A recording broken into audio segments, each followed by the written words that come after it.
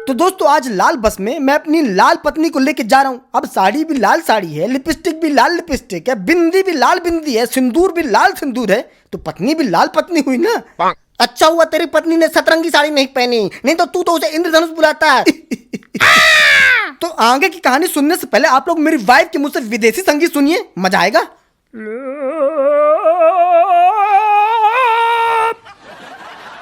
हाँ, तो आज मैं अपनी पत्नी को लेके अपने मायके जा रहा हूँ। कहने का मतलब है कि उनको उनके ससुराल लेके जा रहा हूँ।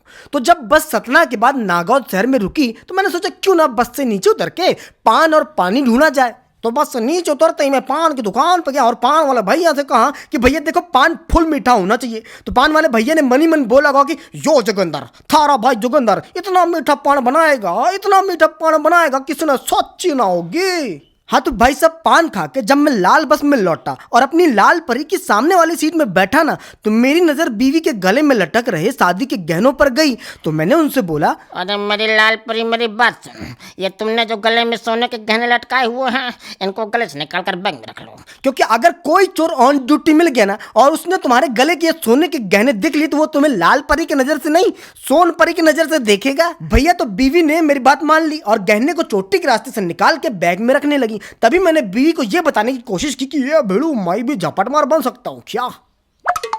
आपको मेरी ये फोटो देखकर लगा होगा कि मैं प्रोफेशनल गुटखाबाज हूँ, लेकिन जुबान केसरी की कसम खा के कह रहा हूँ कि मैं केवल मीठा पान खाता हूँ भाई साहब। तो हमको हमारी बस ने हमारे गांव से 2 किलोमीटर पहले छोड़ दिया। खैर बस तो वहां से गोल हो गई, लेकिन हम लोग बेबस हो गए। तो हम लोग पैदल पैदल अपने गांव की तरफ जाने लगे। तभी मैंने अपनी वाइफ से पूछा, अब बताओ पैदल पैदल कहाँ जा रही हो? ससुराल। खैर हम लोग पदयात्रा करते हुए अपने घर की तरफ जा तो रहे थे, लेकिन मैंने फोन करके गांव में कह दिया था कि अगर किसी को हमारी चिंता है तो हमें लेने आ जाओ, हमारी दुआएं लगेंगी, और अगर नहीं आए ना तो हमारी दुआएं क्या तुम्हारे घर की भैंस भी नहीं लगेगी। ये तो जिसको हमारी चिंता थी उसने हमको हमारे घर के बाहर तक छोड़ दिया। तो अब आप लोग देख सकते हैं कि मेरी वाइफ के सर पे घूंघट पड़ा हुआ है, क्योंकि वो अपने ससुराल के बाहर पहुंच चुकी हैं। तो अब वो जिससे मिलने जा रही है ना वो है मेरी दादी। और मेरी दादी मुझे बचपन में गोद में भी उठाती थी ना, तो इसलिए क्योंकि वहां से मेरा गाल पास पड़ता था।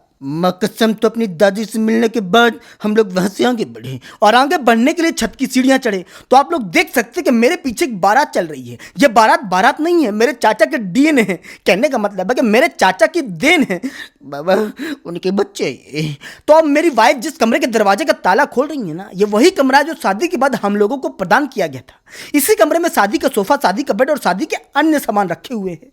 आप लोग के सामने दिख रहा होगा कि ऊपर बालकनी में भी 2 सोफे रखे हैं, और ऊपर बालकनी में 2 सोफे इसलिए रखे गए क्योंकि नीचे बहुत सारे बालक हैं। और बालक होने का मतलब है कि किसी भी चीज को तोड़ने का लाइसेंस है इनके पास।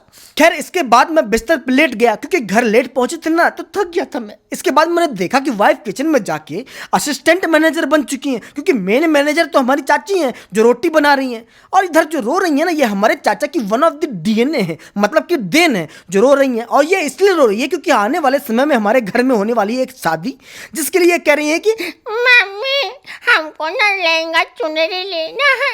मुझे क्या ये लोग वैसे आजकल के बच्चे रोते भी हैं तो क्या रोते हैं भाई साहब। हम लोग जब रोते थे ना तो हम लोग के रोने में भी 5 गियर होते थे, धीरे धीरे करके स्पीड बढ़ती थी। और मम्मी लोग आंसू पोंछने से पहले पीठ में 2 और बजाती थी और बोलती थी कि अब रो ले जितना रोना है। खैर सफेद चांद के निकलने और काली रात के बीतने के बाद जब सुनहरी सुबह हुई तो मैंने बिस्तर में बैठी अपनी लाल बस से कहा, आओ ललिता तैयारी कर लो क्योंकि थोड़ी देर बाद हम दोनों के हाथ से जाना है। तो वाइफ से इतना कह के मैं छत से नीचे आने लगा। तो अब आप जिनको बाबूराव की बनियान पहनी हुई देख रहे हैं ना, ये है मेरे प्रिय दादाजी। ये हल्का तूने बाबूराव किसको बोला रे? लगता है तेरा गेम बजाना पड़ेगा। तो दादाजी से जाने की बात बता के मैं वापस छत में आया अपने पापा से मिलने के लिए। तो जब भी मैं अपने पापा के सामने होता हूँ ना तो मुझे एक चीज का बहुत डर लगता है, और डर ये है कि भगवान मेरे पापा से मेरी शकल मिले ना मिले, लेकिन उनके सर से मेरा सर नहीं मिलना चाहिए। मैं टकला नहीं होना चाहता प्रभु। लेकिन डॉक्टर कहते हैं कि इस ग्लोबल वार्मिंग को कोई नहीं रोक सकता, कोई नहीं। अरे नहीं रुकते तो ना रुके, कम से कम शैम्पू का खर्चा तो बचेगा, क्यों पापा जी। खैर हम लोगों के विदाई की तैयारी हो गई। आप लोग मेरे पीछे देख ही सकते हैं कि वाइफ ने अपना हेलमेट पहन लिया है, कहने का मतलब है कि घूंघट पहन लिया है, और मेरे हाथ में जो चाबी है ना वो है पापा की गाड़ी की। तो आज मैं अपनी लाल बस को पापा की स्प्लेंडर में ही वापस लेके जा रहा हूँ। जानी तो अपने घर से निकलने के बाद हम लोग नागौर शहर में रुके क्योंकि वाइफ को कल्लू की दुकान से समोसे लेने थे अपनी मम्मी के लिए। आप लोग देख सकते हैं कि वाइफ ने धूप रोधक मास्क पहना हुआ है। तो कल्लू की दुकान से आलू के समोसे लेने के बाद मैं एटीएम पे रुका, कुछ पैसे निकालने थे। तो वाइफ ने तो पहले कहा कि मैं नीचे ही रुकूंगी, कम टाइम लगेगा, कम धूप लग रही है, जल्दी आ जाऊंगा। लेकिन बाद में जब उनको पता चला कि धूप भी ज्यादा लग रही है, टाइम भी ज्यादा लगेगा, तो वो भी मेरे साथ एटीएम के अंदर आ गई एसी का मजा लेने के लिए। अरे बाबा, तो एटीएम से धन राशि निकालने के बाद मैं अपनी धनों को लेकर उसके घर यानी कि मेरे ससुराल आ गया। और मेरे ससुराल आते ही बिस्तर में लेटते ही मेरे मन में एक ख्याल आ गया कि बीवियां अपने मायके में पहुंचते ही राजकुमारी बन जाती हैं।